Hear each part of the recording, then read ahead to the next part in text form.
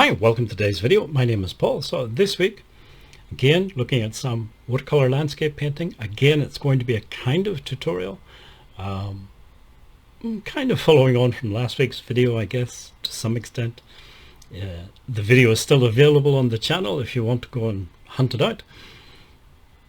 First thing to say is you'll notice at the beginning there, I sprayed some water, just clean water onto the paper. It's a watercolor paper. But I didn't spray the water evenly across the whole paper. There are parts of it that are quite wet, and then there's other parts of the paper, especially over on the left hand side, where it's quite dry.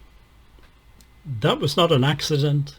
That was done on purpose, and we're going to look at, in this little video, we're going to look at why I did it that way. So we're going to talk about edges. So what are edges, first of all? So for example, the blue paint that I put down for the sky, it doesn't cover the whole paper. It's just like a patch of blue. So it has edges. The patch of color has edges where the paint stops and the white paper starts, if you like. Those edges, we can simplify it down. We can say that there's two types of edges: hard edges and soft edges. So the soft edges more diffuse, and the hard edges are more defined, if you like. What's that got to do with anything? Well, like all things in art, it's a choice. It's an aesthetic choice. You can choose to use this idea of hard and soft edges to create some interest, and it can be very interesting to look at, and it can be quite beautiful to look at as well. But you don't have to use this idea of edges. It really depends on what you're trying to do, what style of painting you're trying to achieve, your overall aesthetic. But in this style, this sort of minimalist style of landscape painting that I do these days with watercolor, it is a very important part of the way that I paint. So I thought maybe some people might be interested, and I'll try and explain what I'm doing in this video. Okay, so this is a scan of that painting. As I say, we're looking at this idea of edges, soft and hard edges. Generally speaking, softer edges form when you are applying wet paint onto wet paper. And then the harder edges form when you're painting onto drier paper. So if you remember back at the beginning, I said that I sprayed some water onto the paper, but not evenly across the paper.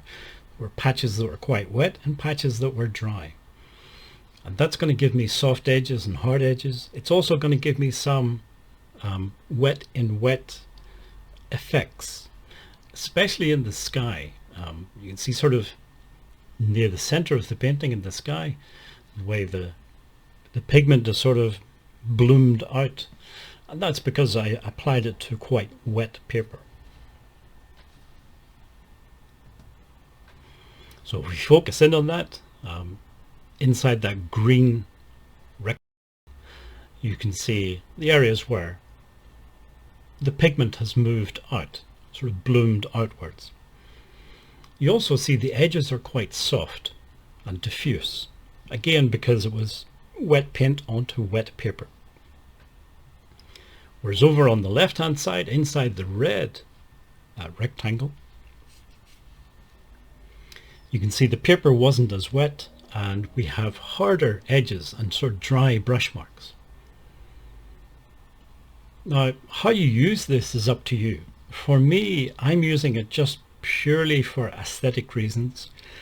I just find the contrast between the hard edges and the soft, diffuse edges is, I enjoy looking at it. It's interesting.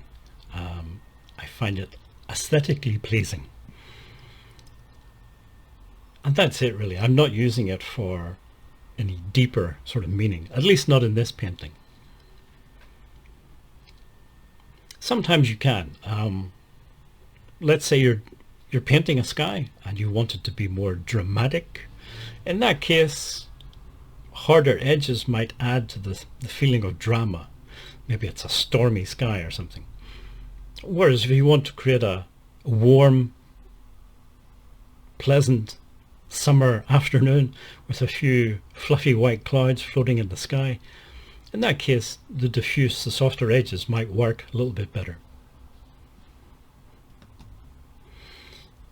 Again, in the foreground, I was using a dry brush. So this is paint going onto dry paper. And the brush itself, there's not a huge amount of water in the brush. And that gives you these dry brush marks. The brush strokes are going sort of somewhat vertically, just to suggest some vegetation growing upwards in the foreground. So as I say, sometimes you can use dry and wet brush marks to create different effects and suggest different things.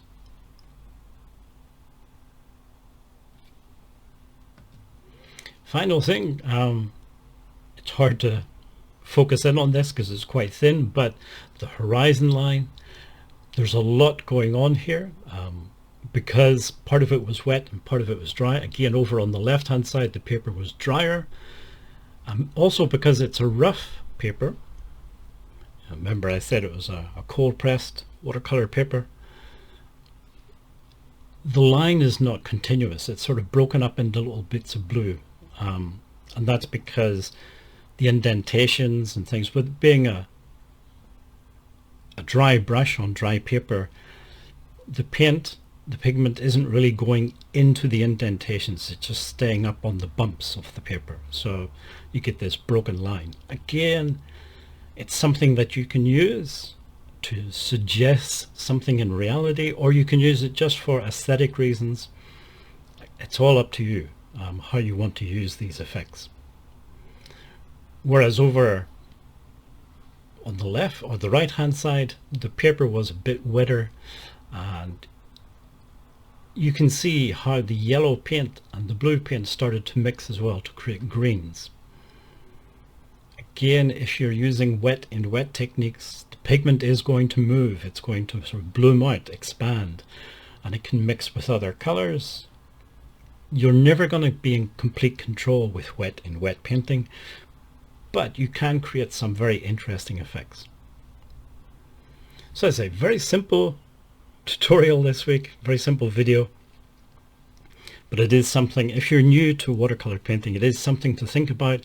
It's a slightly more advanced technique maybe.